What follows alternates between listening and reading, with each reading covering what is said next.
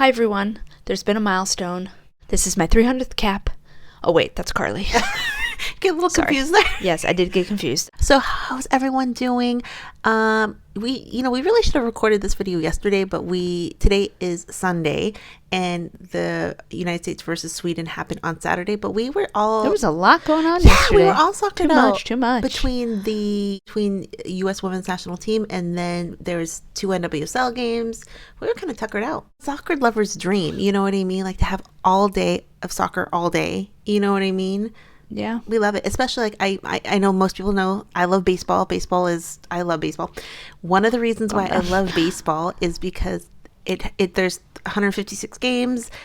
Every single day you can turn on a baseball game during the baseball season, and it's a slow moving game, which I kind of like. But Sarah makes fun of me because I'll have baseball on the TV all night and day, and she'll be like, "Isn't there enough baseball?" I go, "No." Yeah. So what we're going to do, we're going to kind of go over a little bit about the U.S. versus Sweden game, really kind of what we thought, the excitement of the game, what we thought, and just kind of, it's not going to be very nuanced. It's just going to be kind of our reactions. Well, first thing first, like you had said at the beginning, Carli Lloyd, 300 cap game. I mean, I looked at the list online. And the next person that has the most caps, I believe it was Rapinoe with like 176. I was thinking Rapinoe. No. It was Becky. Becky Sauerbrunn. Oh, okay. Like 176. She's not getting to 300. She could play every game. If for the next 10 years, there probably won't even be another 100 games. You know what I'm saying? Yeah. So Becky and Rapinoe. And so, I mean, that's... What about Alex Morgan? Where is she? Kind of in the same... In there? Yeah, but I remembered seeing Becky was 176. So if you go to 300, that's almost... She's only basically half the way there to 300. I thought it was special. And I don't think Vlatko would start her just because it's her 300th game, but maybe kind of part of it. Because she did start, she started in the game. Also, she's Carli motherfucking Lloyd. Yeah, she started in the game. And she was captain for the game. Becky is captain of the team, but on her special 300 cap. Yeah, so that was really cool. And congratulations, Carlos. And exactly. And they kind of brought it up during the broadcast or the post game that this year was the year Carli reconnected with her family, and she's with them, and she hadn't had her family with her for so long. What a wild year. It's extra special for her. I love how they're following that too.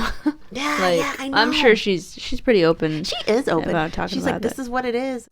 So everyone going into the match knew that this was going to be a tough match. Everyone. Sweden is a tough team. Yeah. Tough team. They brought the heat. From the get-go, Sweden had a lot of possession at the very beginning of the game. Did you notice that? I mean, it took the U.S. a while to kind of get into their groove, but they eventually kind of got there. They did. But it seems like lately these games, it takes them a while to kind of get into the rhythm of things. Because if you look, I'll put it on the screen. It's like the stats for the game. I mean, possession. Sweden had 45% of the possession to 55% to the U.S. I mean, some would say that's a lot difference, but I wouldn't think that's that much of a difference, especially for being United States. You know what I mean? Sweden had 45% of the possession, which is a lot. It was a tough game. I thought it was a fun game. I will say this. I enjoy close matches. I know some people don't. I know, they're nail biters. I know some people don't, but it makes it fun. It makes it exciting.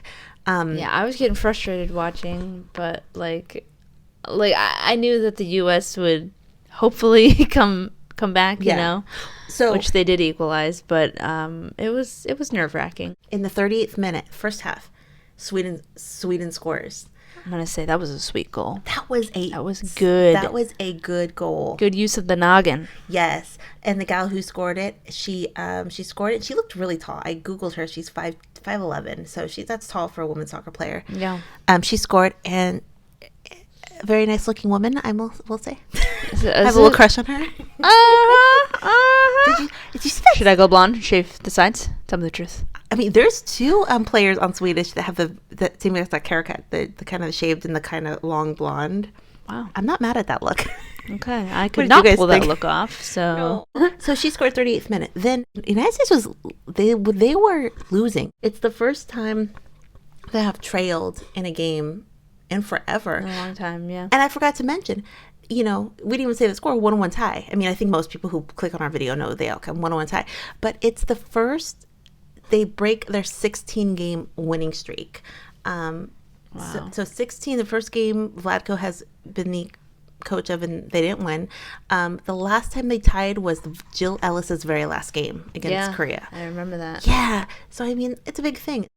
You know, if you look at some of the analysis from like the professionals, they were saying Carli didn't have a good game. Lynn didn't have a good game.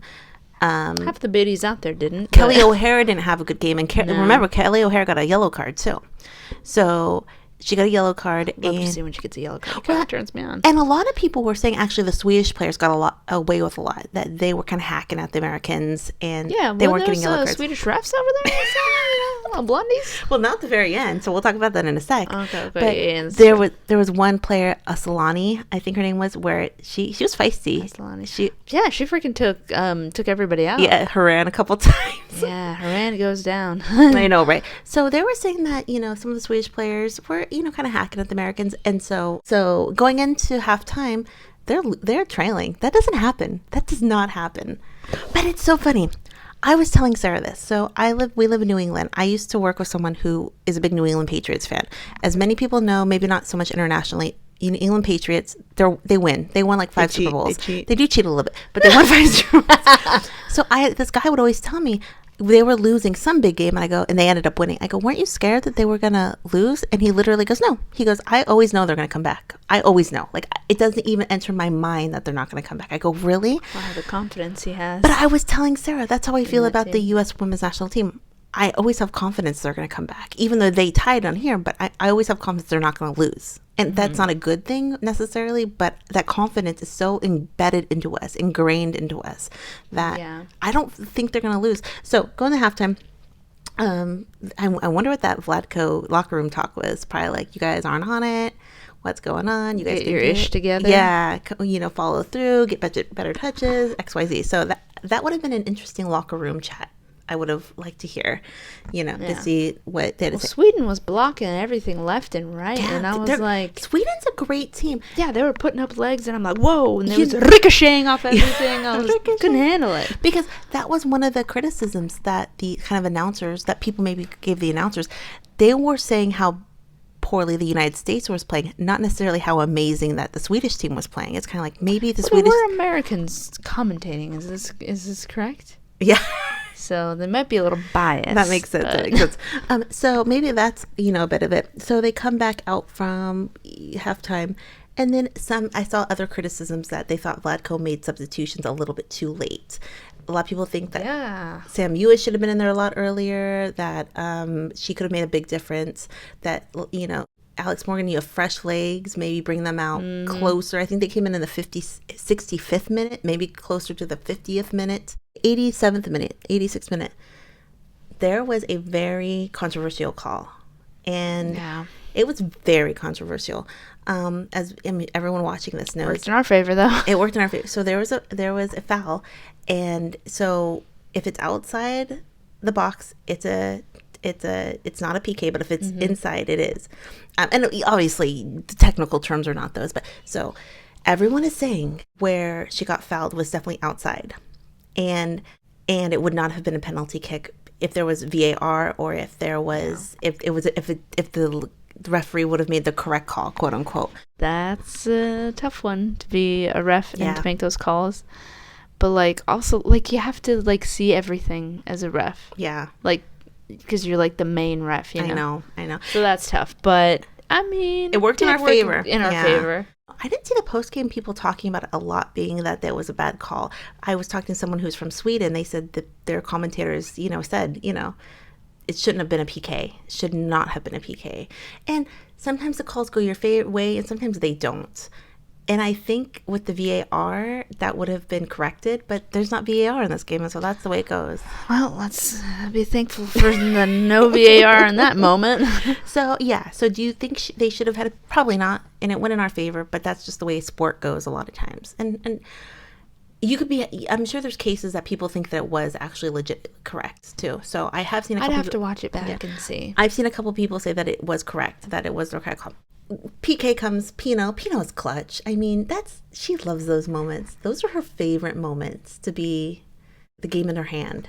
You know what I mean? And she follows through every time, it seems like. Yeah, she does good at those PKs. So PK, 87th minute, she scores. It's 1-1.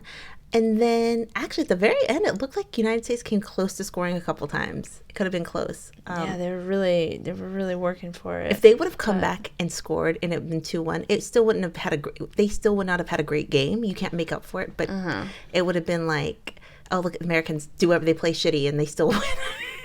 You know what I mean? Yeah. But what did you guys think? I mean, I think having those kind of challenges, those challenging games, I think it's good for the Americans. I really do. I really do. Like someone said this in our DMs. It's a slice of humble pie. Yeah. And that's not in a bad way either. That's in a slice of this Swedish team is amazing. There's a lot of really good teams out there. And I thought it was good. I like those close games. Even though they tied, I still enjoyed the game. I love those close games. They're always so much fun. And then, I mean, that game was great, but there was a lot of other international games. I know that there was a lot of games. I watched a little bit of the Spain-Netherlands game, and Spain won that. They won 1-0.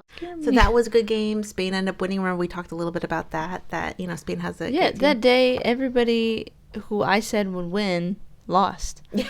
Or I wanted to win. And there's a lot of games. We only mentioned like 3 or 4 games, but there's actually tens of thousands of games. There was a lot of games.